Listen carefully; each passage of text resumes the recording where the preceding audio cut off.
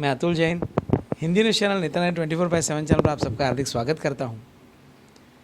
आज हम एक विशेष व्यक्ति से मिलने जा रहे हैं जो एक मुस्लिम धर्मीय होने के बावजूद अपने आप को सबसे पहले एक इंसान की दौर से देखते हैं और उसी नज़रिए से लोगों की सेवा भी करते हैं।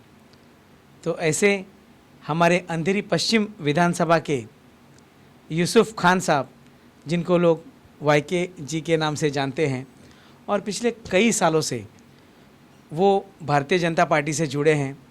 और सबसे बड़ी बात ये है कि भारतीय जनता पार्टी का नाम आज नरेंद्र मोदी जी के बाद आने के बाद या अटल बिहारी जी के आने के बाद सुर्खियों में आया, लेकिन उसके पहले से जो भारतीय जनता पार्टी में यूसुफ खान जी काम कर रहे हैं, तो उन्होंने आज तक कई पदों को उन्होंने वहाँ पर काम किया है और राष्ट्रीय कार्यान्वयन भी उन्होंने सचिव पद पे रह के काम किया है।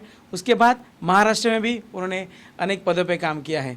तो आज आइए हम यूसुफ खान जी से बात करेंगे। यूसुफ खान जी, आपका हार्दिक स्वागत है नेता नगर चैनल पर। सर, आप एक संस्था भी NGO भी चलाते हैं सर, क्या विशेष बात है? सबसे पहले तो मैं नेता नगरी का शुक्रगुजार हूँ कि आपके स्टूडियो में मुझे इन्वाइट किया और आपके माध्यम से मैं अपनी बातें रखने का अवसर मिला मुझे।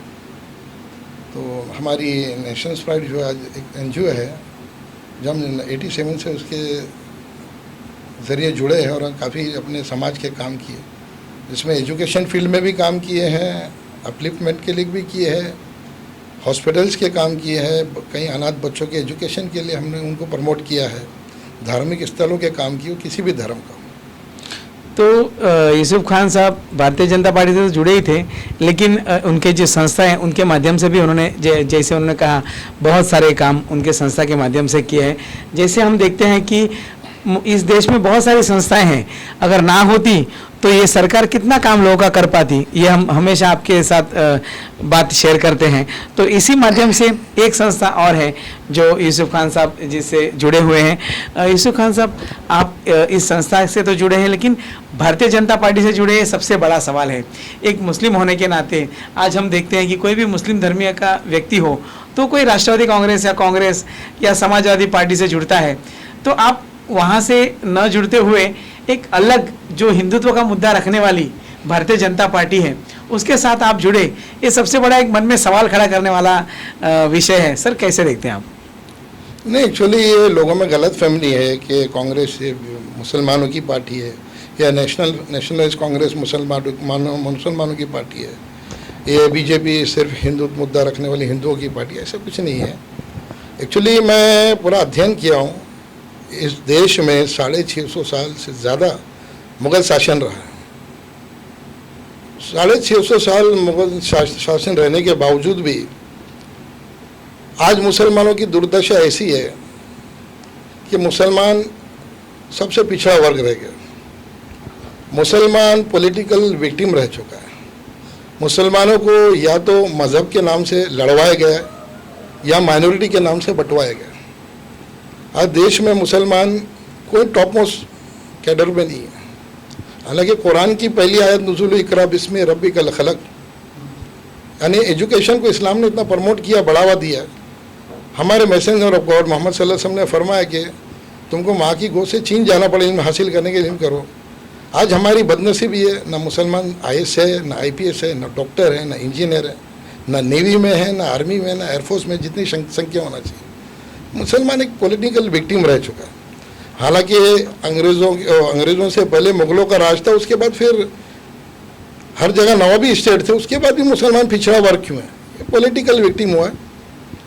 इसलिए मैंने सोचा कि और आज जो देश में खौफ का माहौल बना हुआ है, तो मैं चाहता था कि हिंदू और मुस्लिम के बीच में मैं एक ब्रिज बनाऊँ, जो लोगों की गलत ज़हनियत सुनो। आज तक मुसलमानों में जितने जुल्म हुए कांग्रेस के शासन में हुए। अभी बाबरी मस्जिद का जो डिस्प्यूट शुरू हुआ वो भी कांग्रेस के टाइम पे शुरू हुआ। बाबरी मस्जिद सील हुई वो भी इंदिरा जी के थ्रू सील हुई। बाबरी मस्जिद खुली वो राजीव गांधी जी के टाइम पे खुली। बाबरी मस्जिद का डेमोलेशन हुआ नरसिम्हा राव जी के टाइम पे हुआ। बाबरी मस्जिद के खिलाफ फैसला वर्दी का वो भी कांग्रेस के टाइम पे आया। कांग्रेस के टाइम पे 47 के बाद पहले जो पुलिस एक्शन में दंगे हुए कांग्रेस के टाइम पे हुए। मुसलमानों को फोर्सिबली नसबंदी कराई गई संजय गांधी के टाइम पे। 3 बच्चे जिसके इलेक्शन नहीं लड़ सकते कांग्रेस के टाइम पे, ये तो कांग्रेस के टाइम पे मुसलमान एक पॉलिटिकल विक्टिम हुआ है। तो मैं ये एक हिंदू और मुस्लिम के बीच में एक ब्रिज बनाना चाहता था कि ऐसा कुछ नहीं है। और बीजेपी का जो मेरा डिसीजन रहा, मैं उस टाइम पे बीजेपी ज्वाइन किया 2008 में, जब बीजेपी सिर्फ गुजरात में थी। जब मैं बीजेपी ज्वाइन किया मुझे बहुत थ्रेड भी आया, अंडरवर्ल्ड से भी थ्रेड आया, हर जगह से लोगों की गलत जहनीत बनी थी। लेकिन मैं तो तन्हाई चला जानी में मंजिल, मगर लोग बढ़ते गए, कारवा बनता गया। सही बात, बराबर। सर, आप कैसे देखते हो कि आप भारतीय जनता पार्टी में जाने के बाद आरएसएस से बहुत नज़दीक से जुड़े थे और आरएसएस के भी विचार आप में हैं। सर, क्या देखते हैं आरएसएस किस तरह काम करते हैं? क्योंकि आज हम देखते हैं तो आरएसएस एक हिंदुत्व की बात करता है। जैसे हमारे मोहन भागवत जी जब सभा लेते हैं तब हिंदुत्व के मुद्दे पे चर्चा करते हैं कि हिंदुत्व को कैसे बचाया जाए, कैसे उसके बारे में काम किया जाए। तो सर, आपने उस आरएसएस में काम किया है, आप आरएसएस को किस तरह देखते हैं? देखिए, आरएसएस का फुल फॉर्म क्या है आप समझे? राष्ट्रीय स्वयंसेवक संघ। बस, तो मैं भी एक राष्ट्रीय स्वयंसेवक संघ हूँ, क्योंकि हमारे नबी ने फरमाया हुब्बुल वतन मिनल ईमान, मोहब्बत से वतन से मोहब्बत कर ईमान की बिशात है, ईमान की पहचान है। बस आरएसएस का वही लॉजिक है। आरएसएस में ये सिखाया जाता है उन लोगों को। जब मैं 2011 में था, जब राष्ट्रीय कार्यकारिणी में गया तो हमारा 3 दिन का कैंप था। हमारे राष्ट्रीय अध्यक्ष तंजीर अहमद साहब थे, उन्होंने वहाँ आरएसएस के केंद्र में, जो उनका झिंझोली में सेंटर है, वहाँ पे 3 दिन का कैंप रखा था।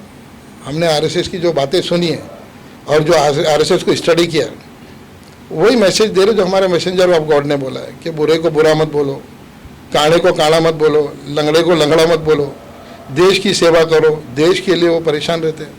उसमें ऐसे ऐसे बड़े लोगों का योगदान है। बजाज कंपनी का जो ओनर था, वो सुबह वहाँ से 80 किलोमीटर दूर रोज़ सुबह आता था झिंझोली, दिल्ली से, हमको ट्रेनिंग देने के लिए, हमको योगा सिखाने के लिए। बड़े बड़े रिटायर मेजर और ब्रिगेडियर है, वो अपना रिटायर होने के बाद भी अपने देश के लिए वो योगदान देते हैं। सही बात। तो आरएसएस में हमने यही सीखा कि देश की सेवा कैसा करना। आरएसएस में मुस्लिम मंच भी है। हाँ, अगर भागवत जी अगर अपने मजहब की बात करते हो, वो हिंदू, उनको अपने मजहब का फिक्र करने का अधिकार है।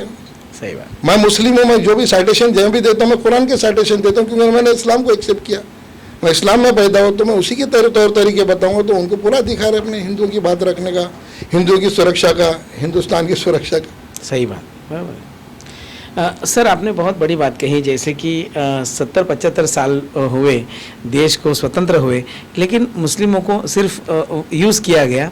तो सर, आप इसको किस तरह देखते हैं कि जैसे एजुकेशन की बात आई वगैरह हो, तो उसमें मुस्लिम धर्मों को जो युवा हैं उनको अच्छी पढ़ाई होनी चाहिए, स्टडी होनी चाहिए, इस तरह की कभी बातें होती ही नहीं। इस विषय में बहुत पीछे होने के कारण क्या आप देखते हैं कि मुस्लिम समाज बहुत पीछे रह गया है? आप ये समझते हैं? मैं आपको क्या बताया कि मुसलमान पॉलिटिकल विक्टिम हुआ। जिस मजहब की पहली आयत नुज़ूल हुई, इक़रा बिस्मि रब्बिकल खलक़, पढ़ो अपने रब के नाम से। एजुकेशन को जो कुरान बढ़ावा दे रहा है, अल्लाह ने पहला लफ्ज़ उतारा क़ुरान हीरा में आप सल्लल्लाहु अलैहि वसल्लम के ऊपर, एजुकेशन का उतारा है। कहाँ आज मुसलमान? हालांकि कुरान जो है मुसलमान के साथ अल्लाह ताला ने जो कुरान नुज़ूल किया, कुरान एक जैसे एक माँ अपने बच्चे से मोहब्बत करती है, उससे ज़्यादा अल्लाह ताला अपने बंदे से 70 माओं से ज़्यादा मोहब्बत करता है। तो उसने अपने दुनिया में हमारे साथ कुरान भेजा, कुरान मजीद, फ़ुरक़ान हमीद, जो पूरी तालीम देता है। अगर कुरान के साथ आदमी कुरान के बताए रास्ते पर चले, उसकी दीन दुनिया आखिरत सब संवर जाएगी। कुरान में पहली आयत ये है कि इक़रा बिस्मि रब्बिकल खलक़, अल्लाह के नबी को फरमाया गया कि पढ़ो अपने रब के नाम से। कुरान का पहला सूरा अल्हम्दुलिल्लाह रब्बिल आलमीन, उसमें अल्लाह फरमाता मैं अनेक आलमों का रब हूँ। उसमें ये नहीं बता मैं रेगिस्तान अरबियों का रब हूँ या सिर्फ मुसलमानों का रब हूँ। अनेक आलमों का रब है, जिसको हमने ईश्वर, परमेश्वर, गॉड के नाम से पूजा है, माना है, जाना है। वहाँ अल्लाह फरमाता है वमा अरसलना इल्ला रहमतुल आलमीन। वही कुरान मजीद को मैं ये समझता हूँ कि जैसा एक मशीन ऑपरेट करने के लिए कैटलॉग होता है, वैसा इंसान को इंसान बनाने के लिए कुरान मजीद की तालीम बहुत ज़रूरी है। वो इंसान को कुरान के तरीके से जो आदमी अपने आप को ऑपरेट करेगा, वो एक अच्छा देशभक्त, अच्छा इंसान, अच्छा नेक इंसान, अच्छा भाई, अच्छा बेटा, अच्छा शौहर बन सकता है। वही कुरान मजीद जो आज साइंस 200-250 साल हुआ साइंस, ये जो चीज़ें बता रही है, कुरान मजीद में सूरह अंबिया में बिग बैंग के बारे में बताया, दुनिया कैसा बनी, कैसा बॉल फटा, कैसा दुनिया बनी। सूरह लुकमान में है चांद की अपनी रोशनी सूरज से एब्जॉर्ब करता है। सूरह यासीन में कुल फलक फी हस्बौन, हर प्लानट एक दूसरे के इर्द गिर्द घूम रहा है। तो कुरान ने साइंस से लेके दिन दुनिया आखिरत सब बताया, लेकिन हमारी बदनसीबी हम उससे महरूम रह चुके। आज तिजारत सुन्नत है, लेकिन देखो हमारी तिजारत रोडों पे लगी है। जिस दिन बीएमसी आती सब गरीबों की तिजारत उड़ जाती। तो आज टॉप मोस्ट 100वें नंबर पे मुसलमान का लीगल बिजनेस में नाम नहीं आता है। तो मुसलमान एक पॉलिटिकल विक्टिम हुआ है। तो मैं ये चीज़ को मैं एक नई दिशा देना चाहता, तो मैंने पहल किया। सर शायद मुस्लिम, मैं देखता हूँ तब तक एक मुसलमान बहुत मेहनती इंसान है, लेकिन आप जब देखते हो कि 5 समय नमाज पढ़ने वाला इंसान, जो भगवान की इबादत बोलते हैं आप, वो करने वाला इंसान, तो ये जिहाद का जो विषय आता है, तो सर ये मन में कैसे विचार आता है? क्योंकि जब मुसलमान की तरफ देखा जाता है तो एक जिहाद कहीं वहीं से शुरू होता है, इस तरह इस दुनिया में एक देखा जाता है। सर आप इस जिहाद के बारे में क्या कहेंगे? क्योंकि बहुत बड़ा विषय बन के रह गया है। अगर जिहाद ना हो तो हमारा पूरा ये दुनिया बहुत शांति, अमन और सुख शांति से रह सकता है, ऐसा मुझे भी लगता है। नहीं, एक्चुअली कैसे है, जिहाद मुसलमान के लिए छठा फ़र्ज़ है।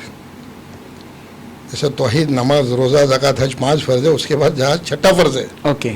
लेकिन लोगों ने इस चीज़ को पता नहीं, डर के बताया नहीं है, समझा। लेकिन जिहाद का मीनिंग क्या है? हाँ हाँ, जिहाद का मीनिंग बुराई से अच्छाई की लड़ाई। यस, ये जिहाद है। ये जिहाद है, राइट राइट। जिहाद का मतलब ये नहीं हो तलवार लेके बेकसूरों को मारना।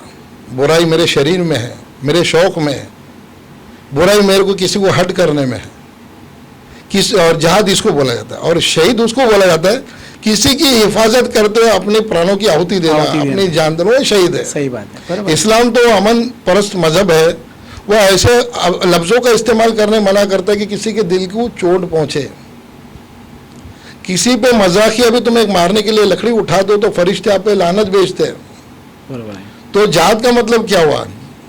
जिहाद का जब पहला हुक्म हुआ था, जब मक्का में आप सल्लल्लाहु अलैहि वसल्लम पे, उनके कंपेनियन साहबी रसूल पे जुल्म हो रहा था, तो उनको डिफेंड करने के लिए वही नुज़ूल हुई थी कि मोहम्मद तुम जिहाद का ऐलान कर दो। लेकिन उसके मैनर्स बताए थे, इसकी डिसिप्लिन बताई थी। आपने खड़े करके पूरे साहबियों को बोला था जिहाद का हुक्म हुआ है अपने आप को डिफेंड करने के लिए, तो तुम किसी बुजुर्ग पे वार मत करना, किसी औरत पे वार मत करना, किसी मासूम बच्चे पे वार मत करना, किसकी ज़रा और जायदाद को बर्बाद मत करना। अगर कोई पीठ पलटा के भाग रहा हो तो उस पर वार मत करना। यानी इस्लाम तो डिफेंडर है, ऑफेंडर नहीं है, डिफेंड करने का हुक्म देता है। तो आप बताइए जरा जिहाद का मीनिंग क्या है? सही बात है, वो समझना बहुत ज़रूरी है जी। सर अभी आप 2014 से नरेंद्र मोदी जी प्रधानमंत्री हैं, आप 2008 से शायद भारतीय जनता पार्टी से जुड़े हैं। सर किस तरह मोदी जी आज प्रधानमंत्री बने हैं? आपकी पार्टी जो 2008 में कुछ नहीं थी, आप वहाँ से शुरुआत की थी बीजेपी की, जब कुछ नहीं था, आपके विभाग में भी आपको बहुत तकलीफ हुई जब भारतीय जनता पार्टी से आप जुड़े। सर आज प्रधानमंत्री नरेंद्र मोदी जी है, आप किस तरह देखते हैं, कैसे काम हो रहे हैं? जी, मोदी जी आने के बाद तो सारे देश का ही काम हुआ।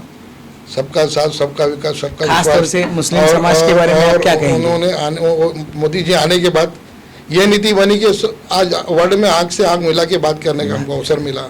आज देश के हर कोने में हिंदुस्तान को फख्र और इज्जत से देखा जाता है। और वो विश्व गुरु जो बोले, आज देखो 2 बड़े सुपर पावर के बीच में प्रधानमंत्री जी का जिक्र आ रहा है। जो आज यूक्रेन और रशिया का वार हो रहा है, उसमें यूक्रेन भी उनको आवाज़ दे रहा है। तो उन्होंने देश का गौरव बढ़ाया और देश को एक ताकत दी है। और सभी मजहबों का काम किया, क्योंकि जो भी स्कीम बनी है तो सिर्फ उसका बेनिफिट हिंदू को नहीं है या क्रिश्चियन को नहीं बेनिफिट, या मुस्लिमों के लिए अलाउ नहीं है। नहीं, जितने भी बेनिफिट मिले, मेडिकल एड 5 लाख से लेके अभी यहाँ 2-2 लाख का सीएम फंड से भी 2 से 2.5 लाख रुपए के फंड हमारे कैंसर पेशेंटों को 50% का खर्चा दिया था। तो मुसलमानों को सबको मिला है। वो ये लेबल हटाना चाहते हैं माइनॉरिटीज़ और मुस्लिम क्या है, हिंदू क्या है, ये सब फजूल की बात है। तो प्रधानमंत्री का जितना भी बेनिफिट आया वो हर कौम के लिए बना। सही बात है। सर आप आज भारत देश में जब भारतीय जनता पार्टी का विषय आता है तो सिर्फ हिंदू का विषय होता है, लेकिन एक बड़ी बात यह है कि जैसे मुश्ताक अब्बास नकवी जैसे बड़े नेता जो कई साल से हैं, एक मुस्लिम विंग भी है जो मुस्लिम विंग अच्छी तरह से काम कर रहे हैं। तो सर मुस्लिम विंग भारतीय जनता पार्टी में किस प्रकार से काम कर रहे हैं? देखो, हमारे आदरणीय मुख्तार अब्बास नकवी जी वो माइनॉरिटी अफेयर मिनिस्टर रह चुके। मैं सबसे पहले, जब आप एक स्पेसिफिक कास्ट की बात करें तो मैं बताता हूँ, आज बरसों से ये सालों से बोलो, हाजी पानी के जहाज़ से जाता था, पूरा हिंदुस्तान का हाजी पानी के जहाज़ से जाता था। जैसे अकबरी जहाज़ ये गोदी से जाते थे। दौरान सफ़र कोई गुजर जाता तो उसको पानी में उसका फ्यूनरल कर देते थे। हमारी जब एनडीए जब बनी हमारी गवर्नमेंट 1998 में, तो हमारे माइनॉरिटी अफेयर मिनिस्टर थे शाहनवाज हुसैन साहब, शाहनवाज हुसैन जी, और हमारे दिल्ली के हज कमेटी के चेयरमैन थे तनवीर अहमद साहब, तनवीर अहमद जी, हमारे प्रधानमंत्री थे आदरणीय अटल बिहारी वाजपेयी जी। उनके नेतृत्व में पहली बार मुसलमानों को देश के 16 एयरपोर्टों से हाजियों को उड़ाया गया। ये हिंदुस्तान की हिस्ट्री में मुसलमानों के लिए इतना बड़ा काम कोई मुसलमानों के रहबर जो सो कॉल्ड नेता थे किसी ने नहीं किया। और 100 करोड़ की हाजियों के लिए सब्सिडी दी गई। उस वक्त से आज तक जो मोदी जी के नेतृत्व में जो मुसलमानों के लिए बेहतरी का काम हो रहा है, वो अच्छे काम दिखाए नहीं जाते, निगेटिव प्रचार होता है। अब जो आप बता रहे माइनॉरिटीज़ के लिए क्या काम है, तो अभी 2019 में हमारे सलमान बिन अब्दुल अजीज अल सऊद आए थे, तो मोदी जी ने उनको रिक्वेस्ट किया था कि हाजियों के ऊपर जो टैक्स है वो माफ़ किया जाए। उसके बाद उन्होंने जगह पे डिसीजन लिया। फिर उसके बाद उन्होंने दूसरा ये रखा कि सऊदी अरब का इस्लामिक रूल्स है, वहाँ के पनिशमेंट, वहाँ की सज़ाएँ बहुत लंबी होती है। वहाँ की सज़ा किसी को माफ़ नहीं होती है। हमारे जितने हिंदुस्तान के लोग उधर जेलों में कैद थे, उनकी रिहाई के लिए उन्होंने उनसे रिक्वेस्ट की, उन्होंने उसको भी वापस लेके आए। तो ये माइनॉरिटी के काम है। आपने पहला नारा ये बताया मुसलमानों बच्चों के लिए कि बेटी बचाओ बेटी पढ़ाओ, एक हाथ में लैपटॉप हो, एक हाथ में कलम हो। तो ये माइनॉरिटीज़ के लिए बहुत से काम किए, कर रहे हो, करते हुए। सर, सबसे बड़ी बात अभी जो ट्रिपल तलाक का विषय है, कभी सोचा नहीं होगा कि भारतीय जनता पार्टी जैसा एक कोई नेता आएगा और ट्रिपल तलाक जैसी बहुत महत्व विषय था कि एक महिलाओं पे अत्याचार होता है कि तलाक के बाद वो महिला कहाँ जाएगी, कहाँ दर दर भटकेगी। तो सर, इस विषय को आप किस तरह देखते हैं? देखो, मेरे हिसाब से ट्रिपल तलाक मुसलमानों के एक बेहतरीन फैसला था, जिसको पॉलिटिकल लोगों ने लोगों को बहुत भड़काने की कोशिश की, उनको गुमराह किया कि इस्लाम में मुदाखलत है, शरीयत में मुदाखलत है। तो ये हमारी कौम को हम कन्विंस नहीं कर सके। ट्रिपल तलाक का जो डिसीजन मोदी जी ने लिया, हम आदरणीय प्रधानमंत्री ने सबसे बेस्ट इशू लिया, क्योंकि आज आप हर खुराफात में देखो, हमारी मजलूम बहनें हर जगह घूम रही है, और ये तबका ज़्यादा इलिटरेट रह गया। अब इन लोग ने तलाक को इतना इजी बना लिया कि शरीयत में तलाक की इतनी सख्त सज़ा है, इतनी सख्त पाबंदी है, और जगह पे 3 तलाक देना शरीयत के ख़िलाफ़ है। 3 तलाक ऐसा मजाक बन गया था। मैं क्योंकि NGO से भी जुड़ा हूँ, मेरी ऑफिस में कई ऐसे मसले आते रहते।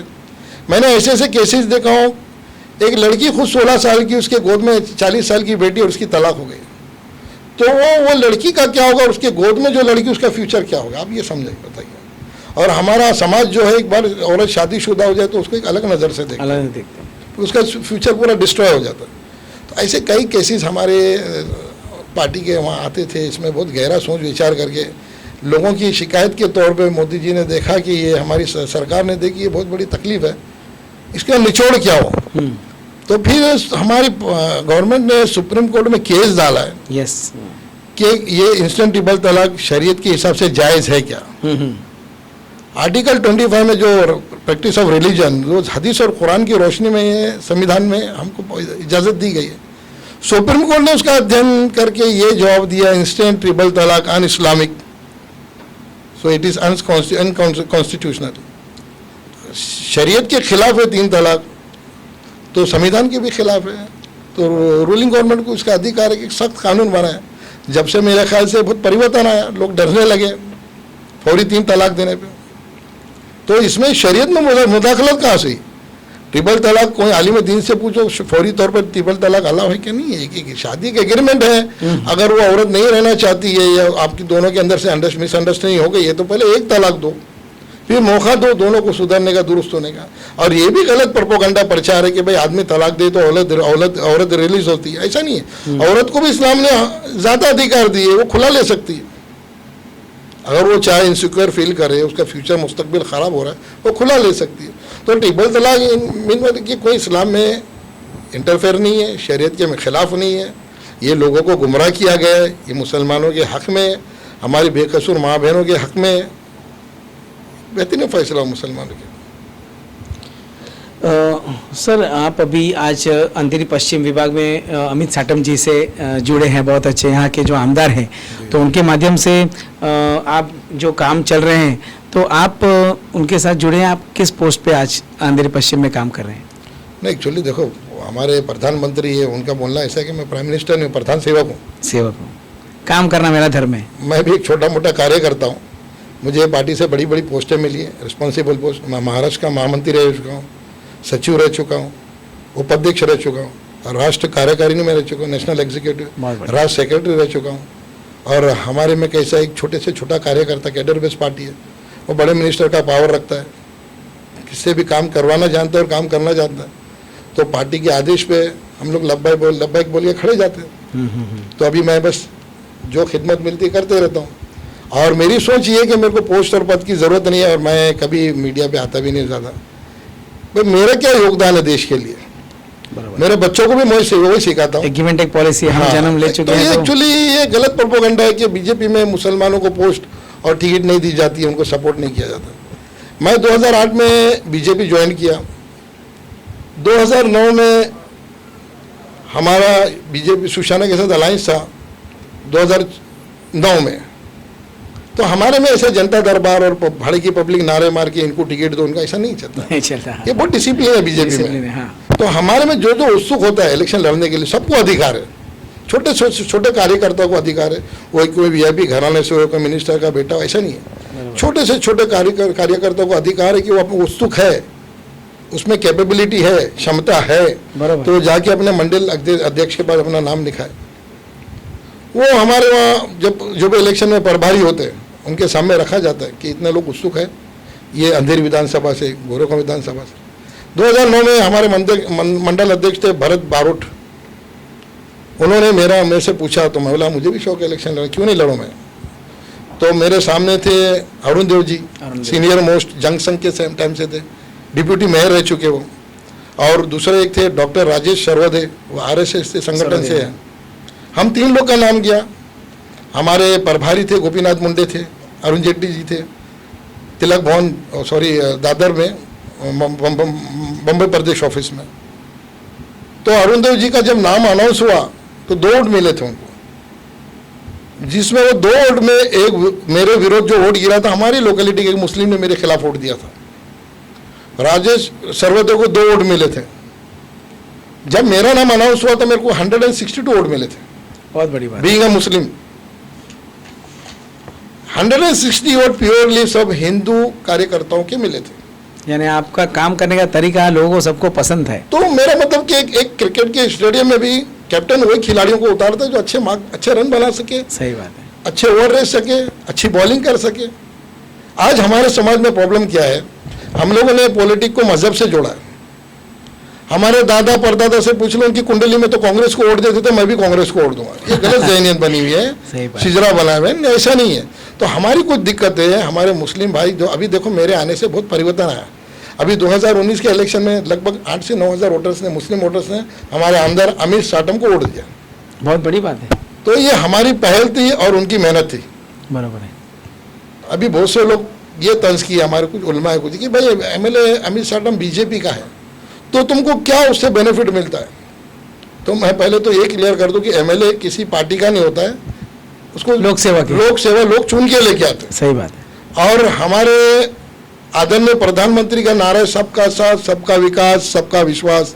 उसकी सही परिभाषा हमारे एमएलए साहब अमित साटम जी ने ये प्रैक्टिकली अंधेरी विधानसभा में करके दिखाया। आपने बात बोले, हाँ भाई सही बात। उन्होंने आने के बाद कोई ऐसे मजहब का काम नहीं देखे, छोटे से छोटा क्रॉस का मसला हो क्रिश्चियन भाइयों का, वो खड़े जाते हैं। छोटे से छोटे दलितों का मसला हो, उनके लिए वो खड़े जाते हैं। छोटे से छोटे मुस्लिम के छोटे बड़े कुछ भी मसले हो, हालांकि हमारी खुशनसीबी है कि हम लोग यहाँ जितने हिंदू है उतने ही मुसलमान हैं। 1.5 लाख के ऊपर मुस्लिम वोटर्स हैं। उन्होंने अंधेरी के एक भी मुस्लिम इदारे का काम छोड़ा नहीं। मेरी 52 साल की उम्र में मैंने किसी कैंडिडेट को मुसलमानों का इतना काम करते देखा ही नहीं। मैंने ये देखा कि मस्जिदों का भी काम बता रहा हूँ, मैं वही बताने जा रहा हूँ। मैंने किसी एमएलए को और पॉलिटिकल लीडर को ये नहीं देखा कि 5 साल पूरे काम करे। सही बात। जब आचार संहिता डिक्लेयर होती है तो जैसा हमारे रमजान में चांद रात शुरू होती है, लोग तैयारी करते हैं, उसी तरीके से लोग रोड सड़कें बनाना, पॉलिश करना, गटरें साफ करना, ये काम करते मैं देखा।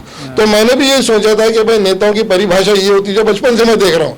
लेकिन आदरणीय अमित शाह साहब ने हमको जो सिखाया है, उनका बोलना ऐसा है कि मैं हर दिन अपना इलेक्शन का समझता हूँ और अपने हर दिन इलेक्शन की तैयारी के हिसाब से काम करता हूँ। उन्होंने 50 ईयर्स में मुसलमानों का जो काम हुआ है, मैं यहाँ के हमारे मुसलमान भाइयों को दिखाना चाहता हूँ कि तुम काम से लोगों को पहचानो। हमारे ईदगाह का अमित जी ने काम किया है, पूरी फ्लोरिंग रमज़ान से 8 दिन पहले उन्होंने रिक्वेस्ट किया, हमारी नमाज है, पानी और कीचड़ होता है, कम से कम वो 1.5 एकड़ का परिसर है, अरे बाप रे। उन्होंने पूरी फ्लोरिंग करा के थी, डे नाइट काम करके। अच्छा।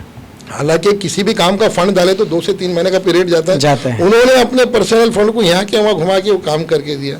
फिर हमारी जमात के भाइयों ने रिक्वेस्ट किया कि वो वजू का पानी जो है वो खारा आता है, उन्होंने उसी टाइम पे आरओ का प्लांट लगा के दिया, पानी प्यूरीफाई होकर वजू के लिए आता है, जो आज पीने का पानी आरओ का नहीं आता। फिर वहाँ एक ड्रेन लाइन का कनेक्शन नहीं हो सकता था क्योंकि जमात में काफ़ी लोग जमा होते, इज्तिमा होता है। तो उन्होंने फिर वो ड्रेन की पाइपलाइन बना के दी। फिर मैंने उनको बताया कि कब्रिस्तान की ऐसी दिक्कत है, अंधेरा होता है, तो उन्होंने पूरे अंधेरे कब्रिस्तान की लाइटें लगाई।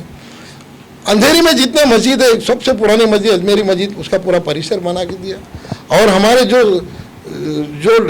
सेकुलर लीडर है, सो कॉल्ड सेकुलर लीडर, उन्होंने उसका एलिगेशन करके तोड़ने की तैयारी की। हमारे कांग्रेस के लीडरों ने, हमारे अमित जी ने अक्सा मस्जिद का काम किया, मदरसों का काम किया।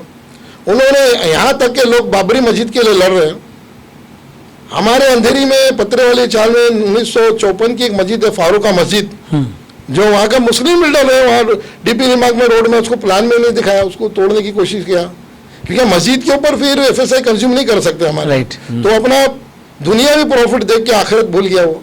वहाँ के ट्रस्टी हमारे पास है, मैं उसके हमारे अमित जी ने चीफ एग्जीक्यूटिव ऑफिसर इशारे के उसको लेटर देकर काम रुका दिया, जिसके लिए हमको कुछ अंडरवर्ल्ड के दलालों ने धमकी भी दी बुला के कि भाई ये क्यों, कि तुम्हारा भाई आप बाबरी मस्जिद के लिए लड़ रहे हो और अपने घर के पास बगल में मस्जिद है उसको तुम रोड पे दिखा रहे हो। सही बात है। तो कुछ अंडरवर्ल्ड के दलालों ने मेरे को बुला के समझाने के सामने दलाली के हिसाब में धमकी भी दी, लालच भी दिए। हमारे अमित जी ने काम रोक दिया। फिर उनको नेगोशिएशन के लिए बोले भाई आप मस्जिद जिस जगह वो बना दो, हमारा एलिगेशन खत्म। कई कैंसर पीड़ित बच्चों के लिए उन्होंने 2-2 लाख की राशि जमा करके दी, सीएम फंड से भी मदद दिलाई। कई यतीम बच्चों के लिए ना IAS IPS की फीस भर के उनको पढ़ाया। अभी कोरोना काल में हमारे अमित जी ने एक गली में घुस के उन्होंने लोगों की मदद की, राशन किट दिए, अपनी तरफ से 1.5 लाख के ऊपर उन्होंने वैक्सीन के डोज प्रोवाइड करवाए, पूरे एक गली सैनिटाइज किए। 2 बार वो खुद पॉजिटिव फाउंड हुए, फिर ट्रीटमेंट कराए, फिर PP सूट पहन के उन्होंने लोगों का काम किया।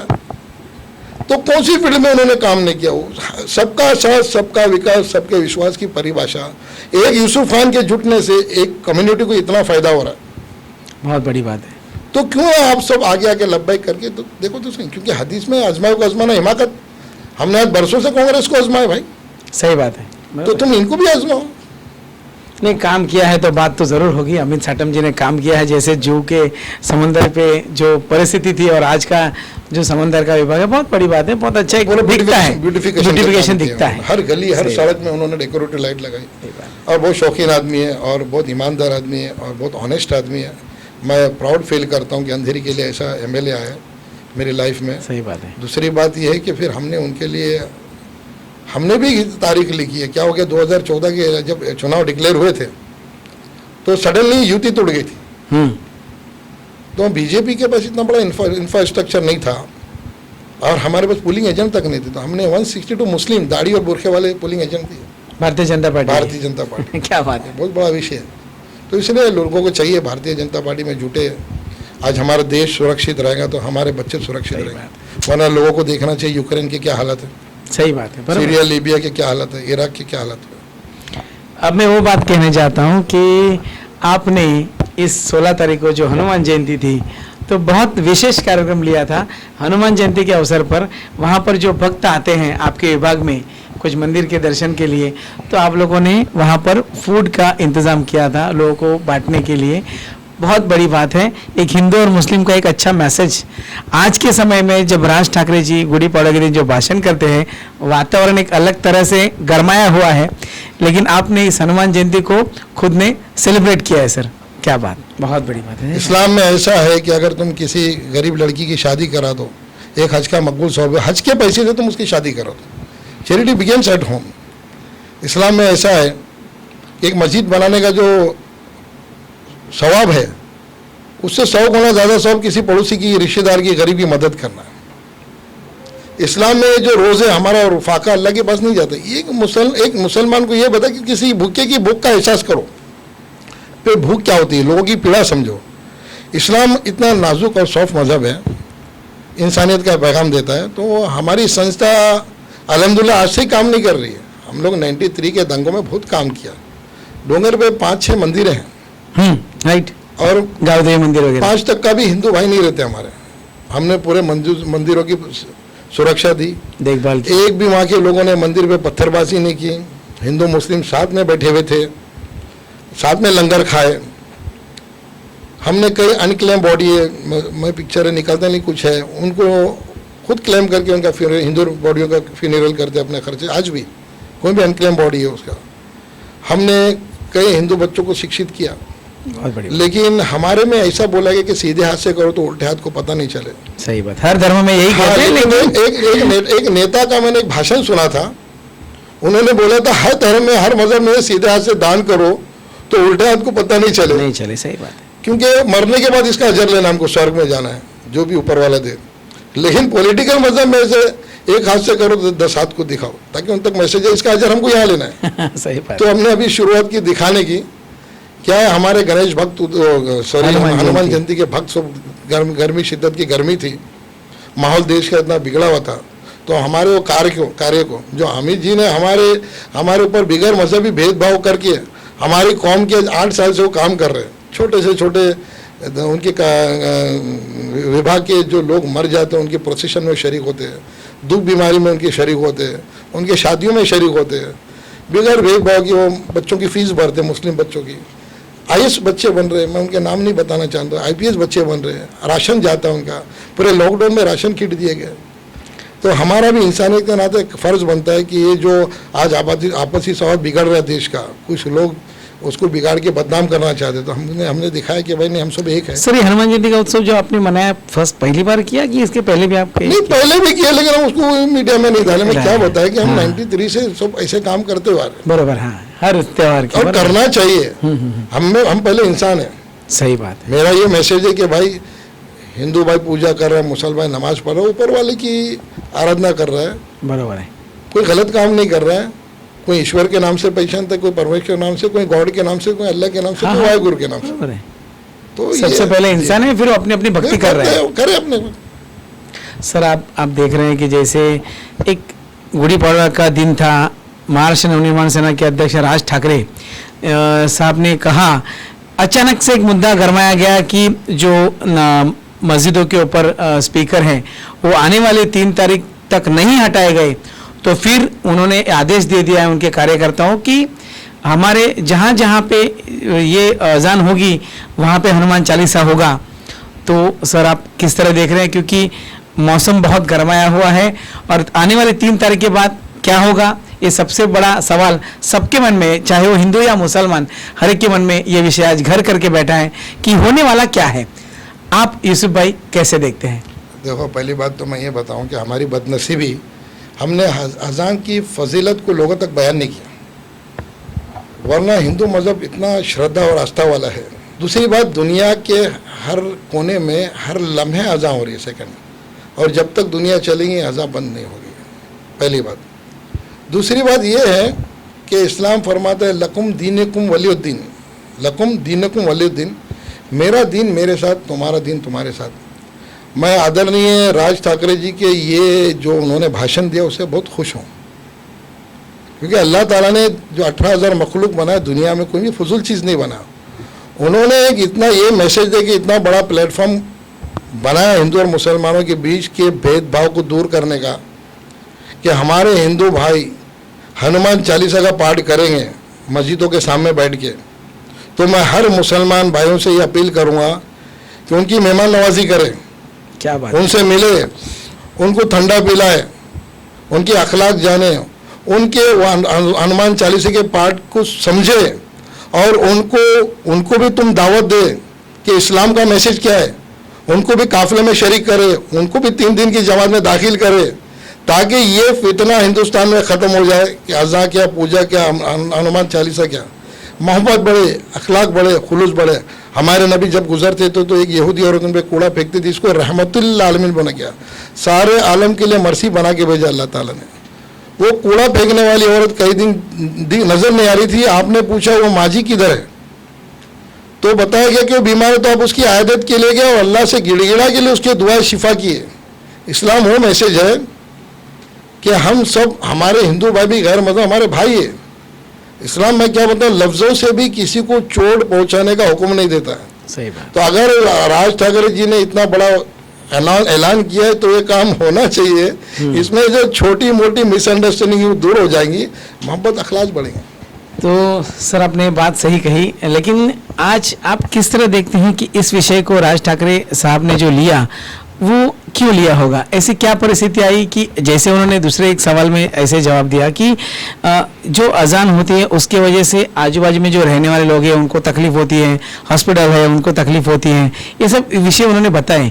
तो सर इस विषय को आप किस तरह देख रहे हैं कि ये क्यों कहा गया, इस विषय के पीछे क्या राज है? मैं वही बता रहा हूँ कि हमारी बदनसीबी, हम अज़ान की फजीलत बता नहीं सके। समझ रहे आप? तो ये, लेकिन ये जो उन्होंने डिक्लेयर किया उनका क्या स्वार्थ है क्या, लेकिन हमारे लिए, हम सब हिंदुस्तानी भाई बहनों के लिए बहुत बड़ा बेनिफिट होगा ये। अगर हनुमान चालीसा का पाठ होगा तो हम साथ में बैठेंगे। और मैं हमारे मुस्लिम भाइयों को भी बोलूँगा, हमारे नबी ने इतनी मुकद्दस जगह मस्जिद नबवी में यहूदियों को प्रार्थना करने के लिए जगह दिए थे। यहूदियों, ये मैं कितनी बड़ी बात बोल रहा हूँ कि हमारे नबी, हमको जो कुरान और हदीस में आती है, अल्लाह आती रसूल, जो अल्लाह ने बोला कुरान फरमा रहा है और अल्लाह के नबी ने जैसा कुरान में वाकिमुस्सलात, तो हमारे नमाज कायम करो, तो आप सल्लल्लाहु अलैहि वसल्लम ने बताया कि कितनी और कैसे कायम करो। वो आतो ज़कात दो, तो अल्लाह के नबी ने हदीस से बताया कि कितनी दो कैसी दो। तो अल्लाह के नबी एक इंसानियत के लिए प्रैक्टिकल मुजस्सिमा थे, जो उन्होंने कि हमको करने में कोई एतराज़ नहीं होना चाहिए। उन्होंने यहूदी भाइयों को मस्जिद नबी में उनकी प्रार्थना पूजा इबादत के लिए जगह दी थी। तो अगर हमारे हिंदू भाई मस्जिदों के बाहर आके बैठ के हनुमान चालीसा का पाठ कर रहे, वो भी अपने धर्म का पाठ कर रहे और अपने ऊपर वालों को याद कर रहे, तो उसमें किसी को एतराज़ नहीं होना चाहिए। मैं बजाय पॉलिटिकल बात करने से मैं ये बेनिफिट बताऊं कि एक भाईचारा, एक अमन का पैगाम बढ़ेगा। हिंदू भाई ये चालीसा करे, हनुमान चालीसा का पाठ पढ़े, हमारे मुसलमान भाई उनको दावत दे, उनको काफिले में लेके जाए, उनको 3 दिन जमात में ले जाए। ये देश का जो युवा ये युवाओं का देश माना जा रहा है। एक फितना ख़त्म हो जाता है, वरना हिंदुस्तान को सोने की चिड़िया बोला गया। ये हर चीज़ पैदा होती है, हर चीज़ की ताकत है, तो हम दुनिया में हिंदुस्तान का नाम बहुत रोशन होगा। सर आखिरी सवाल आपका एक कि आप अभी पिछले कई सालों से भारतीय जनता पार्टी से जुड़े हैं और कभी भी अपने आप को कहीं दूसरे पार्टी में लेके जाने की कोशिश ना करते हुए अपने काम अपना जारी रखा। आप आने वाले समय में अपने इस भारतीय जनता पार्टी के माध्यम से अपने मुस्लिम समाज को या अपने पूरे बिरादर को क्या एक अच्छा काम लेके जाओगे, उनके लिए क्या काम करना चाहोगे? देखो, मैं क्या बेनिफिट देंगे आप? मैं पहले भी आपको बताया, थोड़ी देर पहले, अभी भी बता रहा हूँ कि मैं एक अंडर कवर एजेंट जैसे अपनी तरीके से काम किया। जिस मेरे काम को मैंने अपने वरिष्ठों तक भी नहीं पहुँचाया, लेकिन कुदरती पहुँचता है।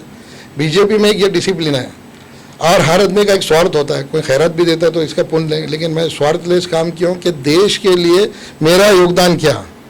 आज मेरा लड़का है 2 नंबर माउस यूसुफ खान, वो पढ़ाई के साथ भी पार्ट टाइम काम कर रहा है, पार्टी के लिए काम कर रहा है, संस्था के लिए रात दिन काम करता है, रात दिन एक करता है। तो कुछ हमारे वरिष्ठों ने पूछा, भाई आपकी इंटेंशन क्या है, इसको ये फील्ड में ना। मैंने बाप ने कभी इलेक्शन लड़ने की सोचा नहीं, मैं बेटे को भी नहीं सोचा। भाई मेरी इंटेंशन है कि अपना परचम लहरा है, तो हमारा आमदार जो है बड़े काम कर रहा है, तो मैं उसके लिए ताकत इधर बनाना चाहता हूँ। तो ज़रूरी नहीं मेरे को कुछ पद लेके या कुछ बेनिफिट, ऐसा कुछ नहीं। तो मेरा स्वार्थ थाना है, लेकिन मैं अपनी एक अच्छी पार्टी, जो पार्टी सबका विचारधारा रखती है, जो पार्टी सबका साथ सबका विकास की बात करती है, जो पार्टी देश की अखंडता एकता की सोच रखती है, जो पार्टी अपने देश के सरहदों को मजबूत कर रही है और की है। और आज हमको जो वर्ल्ड डराता था, जब हम वर्ल्ड से आँख मिला रहे, आज हम एक ताकत रखते हैं। आज अमेरिका ने रूस और सबके ऊपर बैन लगा, उसके बावजूद भी हम बहुत चीज़ें ले रहे। आज मध्यस्थता के लिए वर्ल्ड हमारे प्रधानमंत्री को याद कर रहे हैं, हमारे लिए गौरव और फख्र की बात है।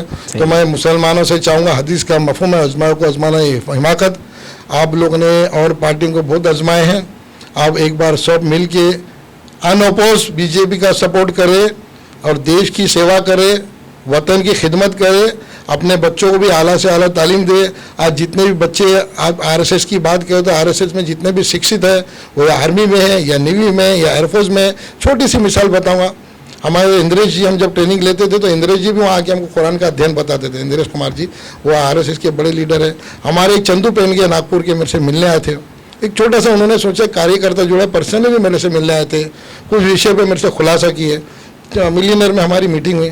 वो इतने बड़े लीडर है आरएसएस के, लेकिन उनकी सेवा आप सुनेंगे वो क्या करते भी, रिटायरमेंट में भी एक्सपायरी डेट जो न्यूज़पेपर होते हैं सब जगह से जमा करते, उसको बेच के उसकी पूंजी ले जाके गढ़चिरौली में जो गरीब लोग हैं जो दवा नहीं ले सकते उनकी दवाएं दिलाते। ये आरएसएस का मैसेज है। बहुत बड़ी सेवा करने वाले लोग ऐसे हैं, सही बात है।